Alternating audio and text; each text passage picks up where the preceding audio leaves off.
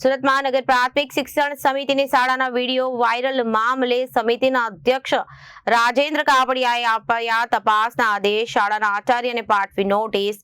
તલસ્પર્શી તપાસના આદેશ આપ્યા બાદ વાયરલ વિડીયોમાં બાળકો ઉઘાડા પગે હાથમાં પાણી ભરેલ ડોલ લઈ જતા જોવા મળ્યા હતા.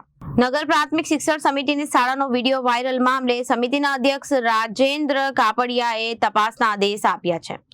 શાળાના આચાર્યને નોટિસ ફટકારવામાં આવી છે. તલસ્પર્શી તપાસના આદેશ આપવામાં આવ્યા છે. વાયરલ વિડીયોમાં બાળકો ઉઘાડા પગે હાથમાં પાણી ભરેલી ડોલ લઈ જતા જોવા મળ્યા હતા. મેદાનમાં આવેલ વૃક્ષોમાં પાણી નાખી રહ્યા હતા.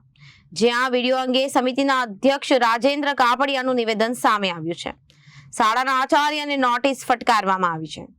પ્રાથમિક તપાસમાં ત્રાહિત વ્યક્તિ દ્વારા વિડીયો ઉતારવામાં આવ્યો હતો.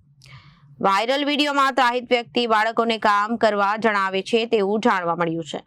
બાળકો એક વૃક્ષના નામે અંતર્ગત વોટર બેગથી પાણી નાખી રહ્યા હતા, પરંતુ ત્રાહિત વ્યક્તિએ ડોલ વડે પાણી નાખવા જણાવી વિડીયો ઉતાર્યો હતો. તપાસ બાદ દોષી સામે કાર્યવાહી કરાશે. સમિતિની છબીને ખરડાવવાનો પ્રયાસ કરાયો છે. જો કોઈ પણ દોષી થશે તો તેની સામે કાર્યવાહી કરાશે. સાધનાધિકારી ચર્ચા અને અભ્યાસ બાદ દોષિત સામે પગલાં ભરાશે. આ વિડીયો ડિંડોલીની શાળા ક્રમાંક 404 નો છે. નગર પ્રાથમિક શિક્ષણ સમિતિ અધ્યક્ષ રાજેન્દ્રભાઈ કાપડિયા. ગઈકાલે એક વિડીયો વાયરલ થયો હતો.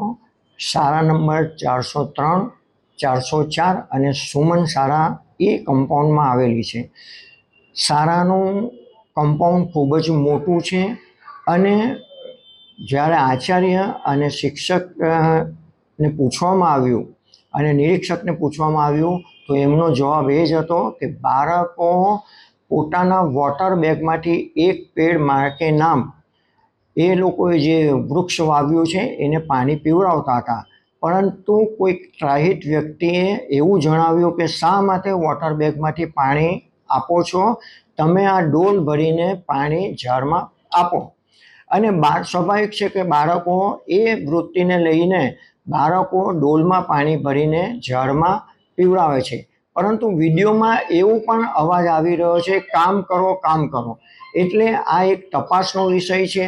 અમે આજે શાળાના આચાર્ય અને ને નોટિસ આપીને એનો પણ ખુલાસો કરીશું અને શાળામાં આવેલા સીસીટીવીના માધ્યમથી પણ એ જોઈને એ વિડીયો કોને ઉતાર્યો છે અને શા માટે વાયરલ કરીને સમિતિને બદનામ કરવાની કોશિશ કરી હશે તો એમના પર પણ એક્શન લેવામાં આવશે.